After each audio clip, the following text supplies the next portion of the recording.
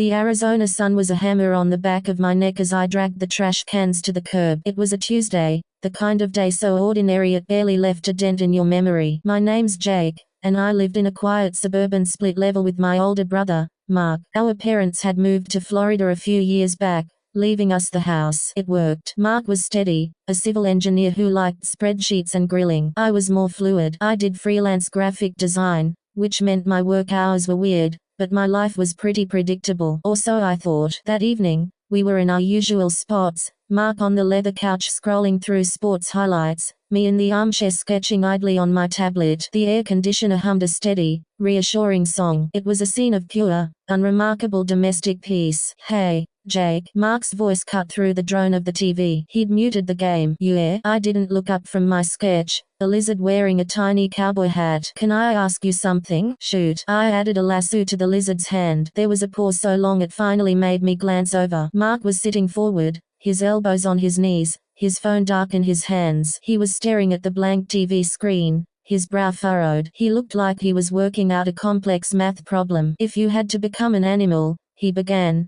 his voice unusually careful, but not just any animal. "An animal that represented your soul's true purpose in this lifetime, what would you be, and how would you, hypothetically, go about arranging your life to transition?" I blinked. The lizard cowboy vanished from my mind. "Come again?" He finally looked at me. His eyes, usually so calm and focused, held a flicker of something I couldn't place. "Anxiety? Excitement? Let's say," he continued, as if explaining a project to a client. "A person felt a deep, spiritual resonance with another creature, that they believed their essence was fundamentally misaligned with a human form, and that modern science, coupled with certain, less conventional practices, might offer a pathway to realignment. How would one even begin that process? Legally, I mean, and logistically." I put my tablet down slowly. "Mark, are you asking me how you could turn yourself into an animal?" "Not an animal," he corrected, a hint of passion entering his voice. "A very specific one. A sea turtle. A loggerhead, to be precise." I just stared at him. My brother, Mark, who balanced our checkbook, who had a 5-year plan, who separated his recycling into 3 different bins, was telling me he believed his soul's true purpose was to be a sea turtle. A laugh bubbled up in my chest, but it died when I saw his expression. He was completely serious. "Dude," I said, my voice barely a whisper. "What?" "I know how it sounds," he said, holding up a hand. "Just hear me out. For the last 18 months, I've been having these dreams, vivid ones, not like normal dreams. I feel the current. I feel the weight of the water, the grit of the sand. I feel this profound, ancient longing to just go, to follow a map inside me I can't even see. It's not a metaphor, Jake. It's a memory, a cellular memory." He talked for an hour. The Mark I knew was methodical, and this was no different. He'd done research. He showed me websites, forums I'd never heard of, scholarly articles on species dysphoria, a term I was certain he'd coined,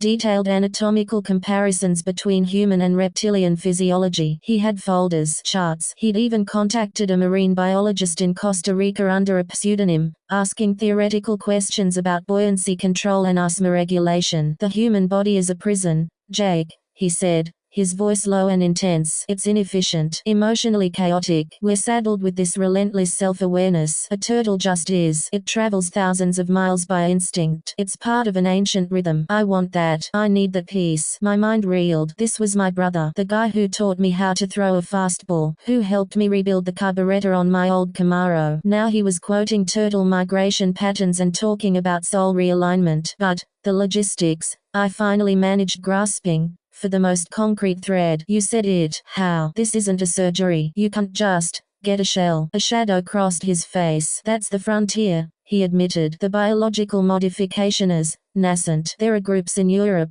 very discreet, working on cerebral consciousness mapping. The legal framework is the bigger hurdle. You can't just cease to be a person. There's assets, identification. It's an existential loophole." He was talking about it like a zoning dispute. The absurdity was so vast it circled back to being horrifying. "Mark, this is insane. You're talking about ending your life." "No," he insisted, leaning forward. "I'm talking about continuing it in the correct form. Think of it as a very advanced form of immigration. Emigrating from the human species." I stood up, pacing the worn rug. Have you talked to anyone about this? A therapist. He looked dismissive. Therapists operate on a human-centric paradigm. They'd pathologize a spiritual truth. Maybe because the spiritual truth sounds like a psychotic break. The words came out harsher than I intended. Mark flinched, and for a second, I saw the brother I knew, hurt, a little defensive. Then the calm, determined fanaticism settled back over his features. I knew you'd react this way. That's why I didn't tell you sooner. But I need your help,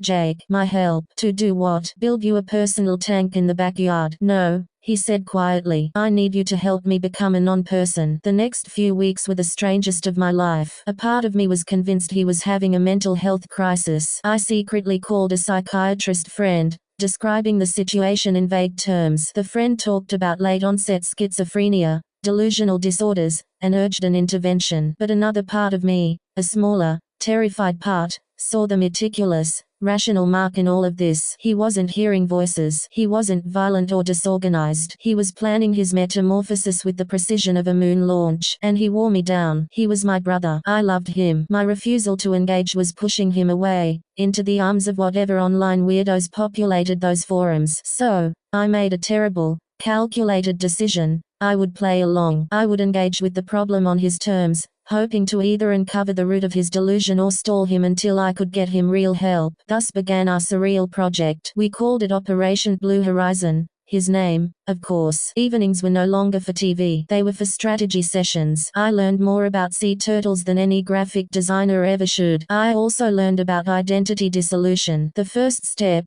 Mark explained one night, a legal pad glowing in the lamplight, is to create a plausible exit narrative. A disappearance leaves questions, a legal gray zone. We need a clean, legal cessation of the human entity known as Mark Henderson. Faking your death, I stated flatly. Too messy. He shook his head. Forensic scrutiny. And morally unfair to Mum and Dad. No, we use the system. I become someone else first. Someone who then opts out voluntarily. He'd researched it. It involved a new identity, a relocation to a country with lax residency laws, and then a voluntary relinquishment of citizenship and personhood, a process so obscure and bureaucratic it was nearly impossible, but theoretically possible. He'd liquidate his assets into a trust, which would then anonymously fund sea turtle conservation. A nest egg, he said, without a trace of irony. I played my part. I used my design skills to forge documents for his new identity, a man named Marcus Shaw. I set up encrypted channels. I became his project manager in a nightmare startup where the product was his own annihilation. All the while, I was searching for a crack,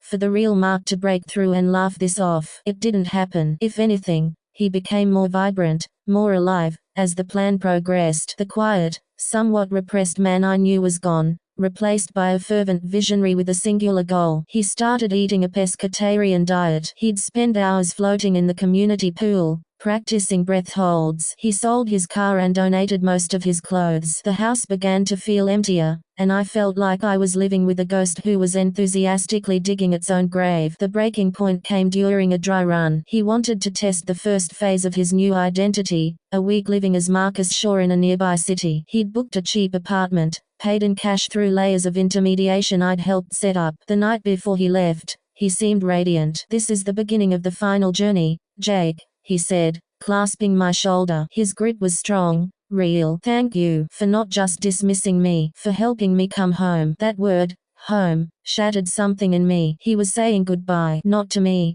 but to everything he was. And I was an accomplice. My strategy of engagement had backfired catastrophically. I wasn't stalling his madness, I was enabling it. The moment his Uber taillights disappeared down the street, I sprang into a different kind of action. I wasn't Jake the accomplice anymore. I was Jake the brother, desperate and out of options. I went into his room, now Spartan and bare. In the back of his closet, in a fireproof lockbox whose code I'd seen him enter, I found what I was looking for. The physical heart of his digital research, a notebook. It wasn't full of migration maps or surgical ideas. It was a journal. And on the first page, dated almost 2 years prior, was an entry that stopped my heart. Mum and Dad's visit today. They look so old. Dad's hand shook pouring the iced tea. The conversation was the same. When are you getting married? Is the 401k on track? The weight of it all. It's like a shell I can't shed. A shell of expectations. I look at my life, this straight line I've drawn, and I feel a terror so deep it's quiet. I dream of vast,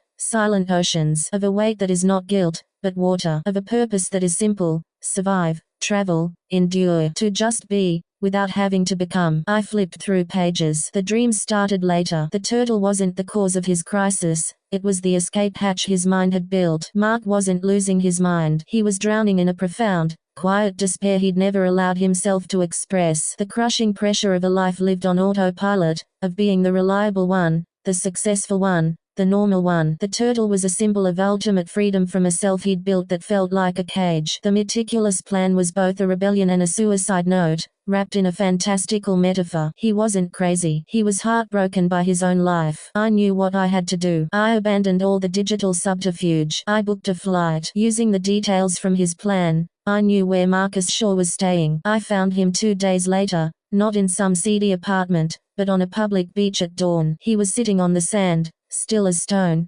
watching the sky lighten over the water. He didn't seem surprised to see me. You figured it out, he said, not turning around. I read the journal, Mark. He nodded slowly, and I sat down beside him in the cool sand. The ocean roared and hushed, and I think I understand now. You don't want to be a turtle, man. You just want to stop being Mark Henderson, the civil engineer with the 5-year plan. You want the silence, the freedom from all of it. He finally looked at me, and his eyes were filled with a raw, unvarnished pain I'd never seen before. The fervent visionary was gone. This was just my brother, terrified and lost. What's the difference, Jake? He whispered, his voice breaking. The person I'm supposed to be, it's suffocating me. The turtle, it was the only way I could give myself permission to want out. There are other exits, I said, my own throat tight. Ones that don't require you to stop existing. We can sell the house. You can quit your job. You can go to Costa Rica and work with actual turtles, for real. You can be Marcus Shaw, if you want, but be him here, as a person. You can be untethered without being extinct. He stared at the horizon, where the rising sun was painting a path of gold on the water. A path that led out, but also one that led back to shore. I'm so tired, Jake, he confessed, a sob cracking through the words. I know, I said, putting an arm around his shoulders. They were tense, but they didn't pull away. But you don't have to swim the whole ocean alone, and you don't have to do it in a shell that isn't yours. We sat there as the sun fully rose, burning the grey out of the sky. The plan, Operation Blue Horizon, died on that beach, washed away by the tide of a simpler, harder truth. The strange question he'd asked me wasn't a puzzle to be solved. It was a cry for help, dressed in the only costume dramatic enough to get my attention. The journey back was long. There was therapy, real therapy, where Mark grappled with the depression and anxiety he'd armored in fantasy. He did quit his job. He did sell his share of the house to me. And he did go to Costa Rica, not to undergo some black market transformation, but to volunteer with a marine conservation group. The last time I video called him, he was on a beach, darker and thinner, his smile easier than I'd ever seen it. Behind him, the Pacific stretched to infinity. How's the migration feeling? I asked, a gentle tease in my voice. He laughed, a real, free sound. The waves are good. The work is hard. I'm okay, Jake. He looked into the camera, his eyes clear. Thanks for not letting me disappear. He wasn't a turtle. He was a man who'd finally learned he could shed a shell without ceasing to be. And I learned that the strangest questions are sometimes the only way a drowning heart knows how to ask for a lifeline. My brother asked me something strange, and